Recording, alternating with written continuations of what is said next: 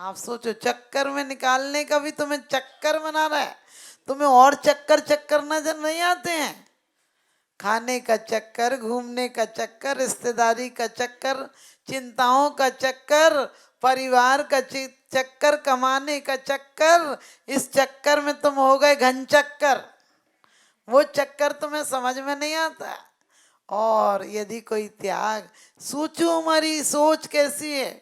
Doctor के यहाँ जाते हो, पैसे भी दे आते हो, अपना खून भी दे आते हो, उसके बाद भी वो 1,000 रुपया देता है, कहता है 2 बिल है। आप समझ गए, चेकअप कराने जाते तो 1,000 रुपये और दे आते, उससे बोलो कि एक तो तूने मेरा खून निकाल लिया और दवाई कुछ नहीं दी, अब काहे के 1,000 रुपया दें। लेकिन नहीं, तुम विश्वास है तुम्हारा कि ये मेरे हित में बताएगा। आचार्य कहते हैं कि बाहर का हित तो कोई करे या नहीं करे, मैंने कहा बाहर के दुश्मन समाप्त भी कर दोगे तो एक को हटाओगे 4 पैदा हो जाएंगे।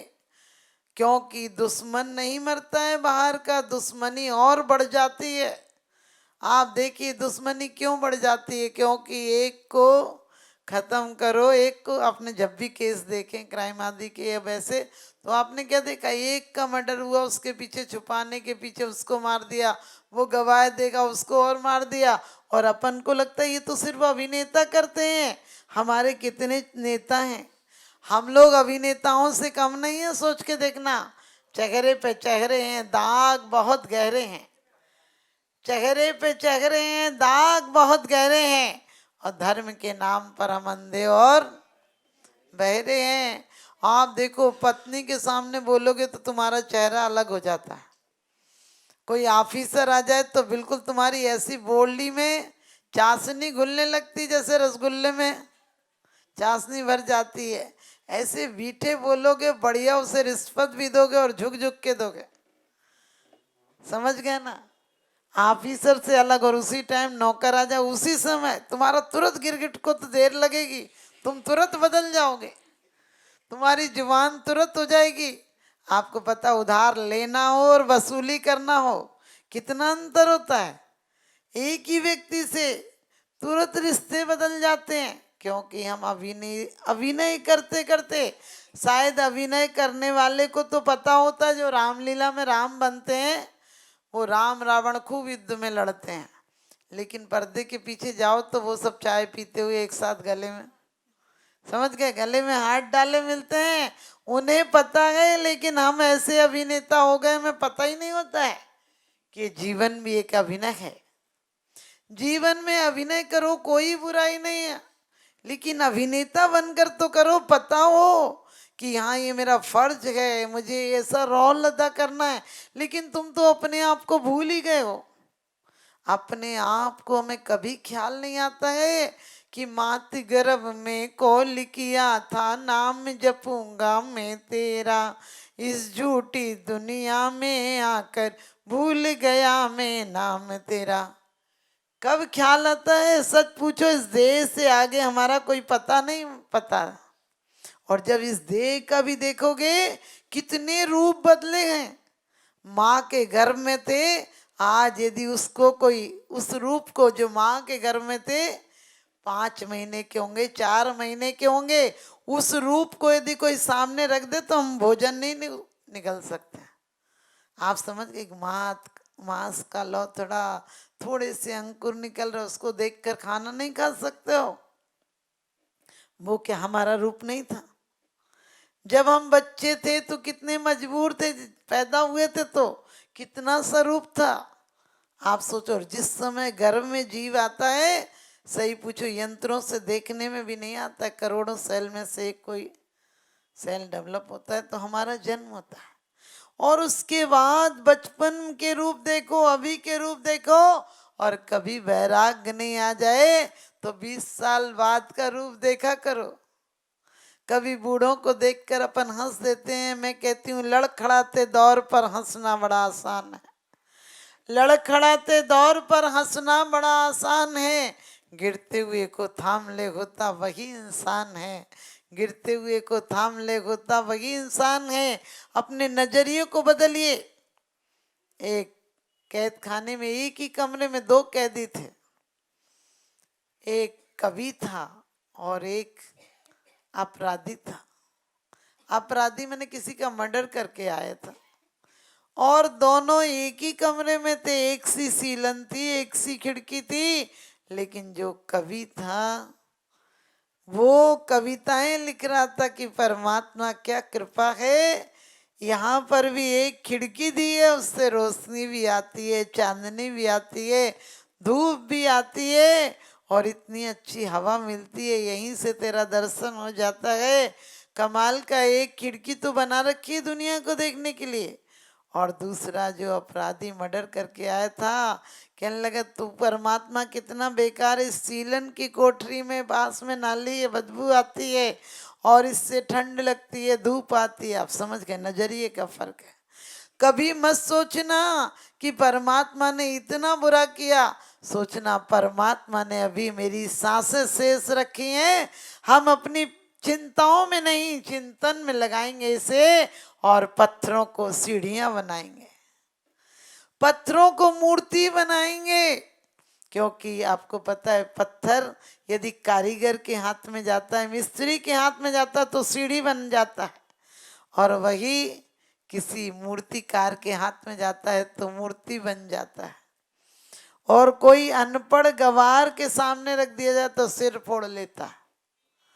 हम भी भगवान को धोखा देते हैं, भगवान तू ऐसा नहीं करता, तूने ऐसा किया, तूने ऐसा किया।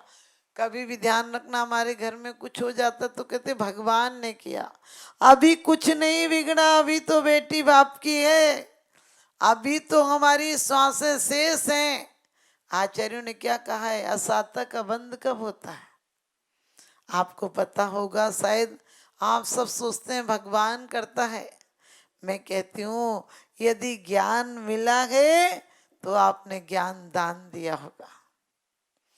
यदि आपको परिवार में रहते हुए भी अपने आप में रहने का मन करता है, किसी से कोई ज्यादा आसक्ति विरक्ति नहीं, कोई झगड़ा नहीं कि तुम ऐसे हो तुम्हारे कारण रुका हूं, क्योंकि आपको पता कोई किसी को नहीं रोकता है।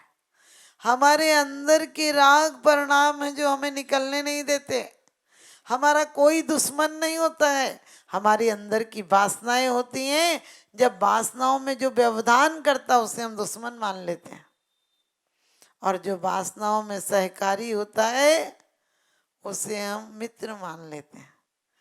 चीज एक है, जिसे मिलता है उसे अहंकार आ जाता है, कोई ना मिल पाए तो जो व्यवधान करता है उस पर क्रोध आ जाता है, और उसको पाने के लिए मायाचार आ जाता है, और पालें तो छूट ना जाए इसलिए लोभ आ जाता है। एक साथ चारों चीजें आती हैं, हमने कभी विचार किया? ये ऊर्जा राम बन सकती थी, इसे काम में लगा दिया। आप कहोगे घर में है तो काम में तो लगेगी ना। अरे काम में लगाओ, तुम अपना चिंतन ऐसा बनाओ, किसी से कोई दुश्मनी नहीं। दुश्मनी यदि मिटाना है तो आचार्य बड़ी अच्छी बात कहते हैं कि दुश्मन को मत मिटाना, दुश्मनी को मिटा देना। क्योंकि और वो भी ऐसी दुश्मनी मिटाना जो कभी दोबारा सर उठाकर नहीं जी सके। अंदर ही जो शक्ति मिली है अंदर लगाना, ताकि तुम्हारी काम क्रोध मान माया लोभ व्यसन कसाएं ईर्षा छल कपट ये सब मिल जाए।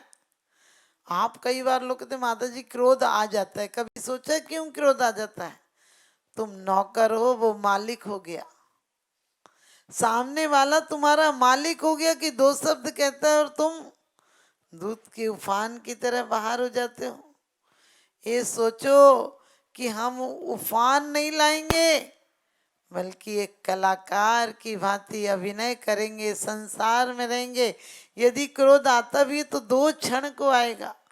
यदि चिंता आती भी है तो ये सोचो, लोग कई बार कहते हैं हमारे बच्चे, हमने कहा बीच में स्टेशन पर मुसाफिर की तरह मिले थे, और तुम्हारे जाने के पहले या जाने के बाद जो भी सब इंसान अपनी आयु कर्म लेकर आता है, हमें ये पता चल जाए यदि आज भी तुम पुण्य करोगे तो अगले जन्म में बहुत सुंदर कुंद कुंद स्वामी ने बात कही है, दानम पूजा शीलम उपवासम बहुपिकवर्णम पी समजुदन मोक्ष सुहम सम बिणादी संसारे। हम व्रत उपवास शील सब कुछ करते हैं, लेकिन सब बाहर से हुआ है। जिस दिन अंदर से विरक्ति आ जाएगी, कई लोग कहते माता जी नमक, हमने कि खा लिया करो, यदि तबीयत बिगड़ती तो नमक खा लो, लेकिन छोड़ना है तो क्रोध का नमक छोड़ दो, जो कि दुनिया को परेशान करता है। क्योंकि ना नमक बुरा है ना चीनी बुरी है। सास बहू में बहुत प्रेम था, बहुत ज्यादा, एक थाली में खाना खाते थे। लेकिन एक दिन बहू बिल्कुल ऐसी रहने लगी, सास से अच्छे से ना बोले। सास ने बोला बेटा क्या हुआ, 2-3 दिन नहीं बताया। सास ने एक दिन बोला बेटा ऐसी तो तू थी नहीं, क्या हुआ, तू 3-4 दिन से अच्छे से नहीं बोल रही है तो। क्योंकि जुबान खामोश रहती है, नजर बहुत कुछ कह जाती है। तो सास समझ गई थी। सास ने बोला बेटा हुआ क्या, बोले माँ जी आप क्यों कह रही थी चाची जी से कि बहू तो नमक है, मैंने ऐसा क्या काम कर दिया, और आप दीदी के लिए यानी ननद के लिए कह रही थी कि उसकी तो बात ही छोड़ो, वो तो चीनी है, आपने कहा था ना। सास ने बोला हाँ कहा था। तो बोली मैं तो आपका इतना ख्याल रखती हूँ, इतने प्यार से अपन रहते थे, फिर आपने ऐसी बात क्यों बोली। तो सास ने बोला बेटा बोला था, यही बोला था, लेकिन मैंने ठीक बोला था। बहू बोली इसमें क्या है, आपने दीदी को तो बोला बेटी तो चीनी है, उसकी तो बात ही छोड़ो, तो मैं क्या इससे गई भी तू, मैं आपके साथ ऐसा कुछ करती हूँ। सास बोली बेटा चीनी तो 2-4 दिन ना भी खाए तो चल जाए, लेकिन नमक के बिना तो एक दिन काम नहीं चलता है। नमक तो खाने का राजा होता है। इसलिए मैंने बेटा कहा था कि उसकी तो बात छोड़ो, वो ना भी मिले तो चलेगा, लेकिन मेरी बहू तो नमक है और बेटी चीनी है। सोचो बात वही थी, लेकिन सास ने समझाया तो बहू खुश हो गई कि वाह ठीक है। तो आप भी ध्यान रखना, किसी को घर परिवार में समझो, उसकी मजबूरी समझो। आज परिवार क्यों टूट जाते हैं, कोई गिफ्ट नहीं आया, अरे इतना टाला पहले से। लोगों को सोने का गिफ्ट आ जाए खुश हो जाते हैं, कह रहे सोने की चीज दिलाई, क्या सोचो कि कोई पहन पाता है सोना बड़ा। कनक कनकते 100 गुणी मादकता दिखाए, या खाए बोराए सब वापाए बोराए। चैन बेचैन कर देती है। अमीरों की बस्ती में जाए तो भी धड़कती कि निकल जाओ बाहर देख लें लोग पड़ी है, और डकैतों की बस्ती में जाए तो भी दिल धड़कता अंदर कर लो कोई गला ही साफ न कर दे। तो ध्यान रखना जिंदगी पदार्थों से नहीं परमार्थ से सुंदर होती है। हमें लोग कहते हैं बिचारी माता जी, हमने कही हम बिचारे उचारे नहीं हैं। ध्यान रखना आपको तो चिंताएं हैं, लेकिन मैं यही कहूंगी चिंता को चिता बना दो। इस जीवन की जीते जी चिंता सुलगावे, मरत चिता सुलगावे। ना कुछ लाए ना ले जाए तो भी मन भरमावे, ना कुछ लाए ना ले जाए तो भी मन भरमावे। नर चाहे तो नर काया से नर भव सफल बनावे, और ना चाहे तो पाप कमा के दुर्गतियों में जावे।